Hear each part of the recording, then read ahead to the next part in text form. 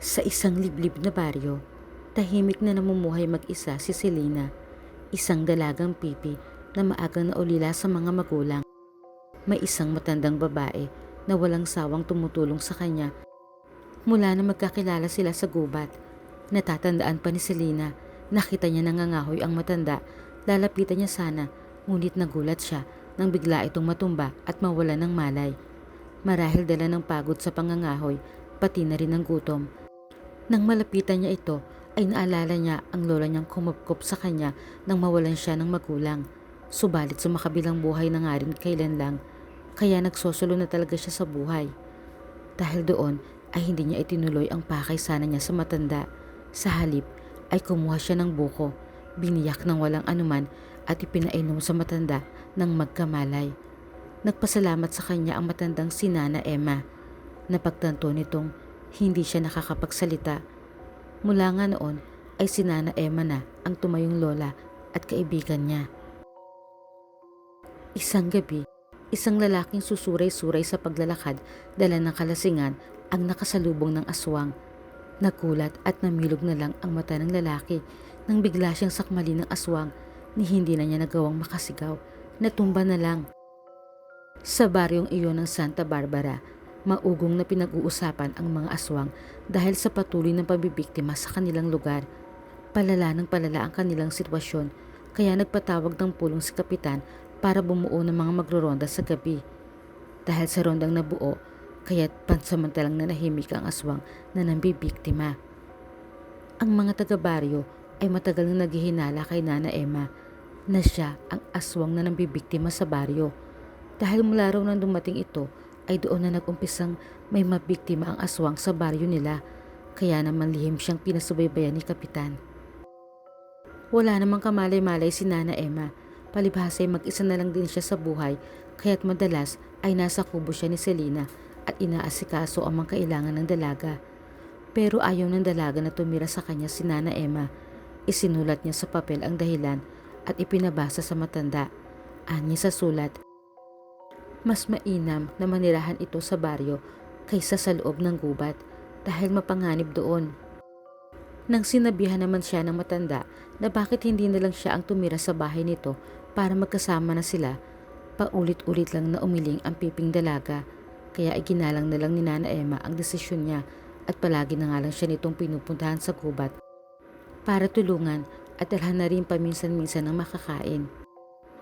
Isang gabi ay umatake na naman ang aswang. Isang babae ay natagpo ang wakwak ang dibdib. Samantala, nagmamadali ang mga paa ni Nana Emma sa paghakbang. Lakad-takbo siya ng isang sibat ang bigla na lang lumapag sa daraanan niya. Napalinga siya. Natagpuan ng mga mata niya ang grupo ng mga nagroronda. Natakot siya dahil alam niya ang hinala sa kanya ng mga taga-baryo. Kaya't nagtatakbo siya. Hinabol siya ng mga nagroronda hanggang sa madapa siya at abutan ng mga ito. Isang malakas na suntok ang nagpatulog sa kanya. Nang magmulat siya ng mga mata, ay nakagapos na siya sa malaking puno ng balete. Nanlalaki ang mga mata ni Nana Emma sa pagkagulat. Napatingin siya sa mga bunto ng kahoy na nakapalibot sa kanya. Nangangahulugan iyon ng napipintong pagsunog sa kanya. Isinigaw niya na hindi siya aswang. Isa lang siyang pangkaraniwang matanda na hindi magagawang pumatay. Kinuwestiyon ng kapitan kung anong ginagawa niya sa gubat sa 10 oras ng gabi, lalo at may nabiktima na naman ang aswang sa gabing yon. Ani Nana Emma, binantayan niya kanina si Selena dahil nilalagnat ito. Nakatulog siya at nang magising ay wala na si Selena sa higaan at hindi niya namalayang madilim na rin. Lumabas daw siya para hanapin ang kanyang alaga at nang hindi niya matagpuan ay nagpasya siyang umuwi na lang. Sa pag-uwi nga niya ay bigla na lang siyang sinibat ng mga nagroronda. Inunahan na rin niya ang mga tao sa isipin na baka si Selena ang aswang. Ani Nana Emma, batid niyang hindi aswang ang apu-apuhan niya dahil kung aswang ito, di sana raw ay matagal na siya nitong pinatay. May sakit ang dalaga na naglalakad sa gabi. Nasabi raw nito sa kanya sa pamamagitan ng pagsulat, kaya nag-aalala rin siya para rito. Ang mga sinabi ni Nana Emma ay walang halaga para sa mga taga-baryo. Ani Kapitan, hindi niya kilala ang Selena na binabanggit ng matanda. Kung totoo mang may dalaga na ninirahan sa gubat, titiyakin nila na hindi na ito makakapanirahan doon. Dalawang bagay lang daw ang posible, ang malagay ito sa panganib o ito ang magdulot ng panganib. At posible rin daw na gawa-gawa lang ng matanda ang tungkol sa piping dalaga upang makalusot sa parusang kamatayan. Hindi na bago ang pasya ni Kapitan. Inutusan niya ang mga taga-baryo na sindihan na ang aswang daw na si Nana Emma. Nagsimulang kumalat ang apoy sa palibot ni Nana Emma. Ang nakakakilabot niyang sigaw ay nakarating sa tainga ni Selena.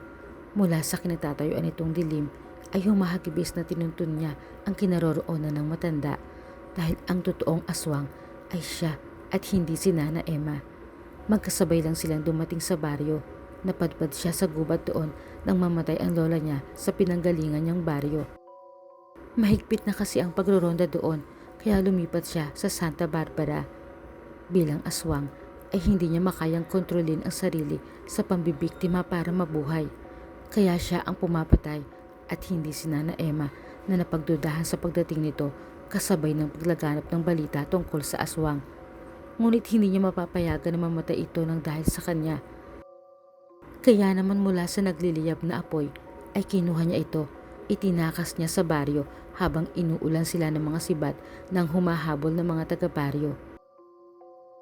Sa isang isla na walang nakatira na ang tangi makikita ay ang mga nagtatayugang mga puno, doon sila napadpad.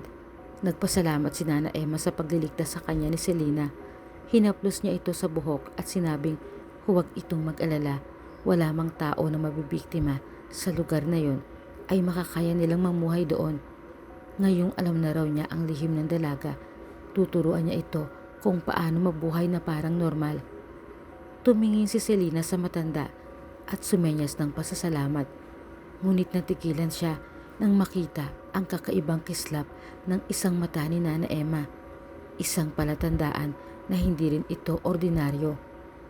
Pagtatapat ni Nana Emma, isa rin siyang aswang. Ngunit bata pa ay sinanay na siya ng mga magulang niya na mamuhay ng normal, kaya't matagal na niyang inalis sa isip na siya ay isang aswang. Kumikilos na gaya ng karaniwan at kumakain ng pagkain ng tao. Matututuhan din daw iyon ni Selena. Tuturuan niya nang sa gayon ay muli silang makaalis sa islang yun at makapamuhay ng ayon sa patakaran ng mga tao. Tumango-tango ang piping aswang bilang pagsang-ayon sa sinabi ng matandang itinuring na niyang lola.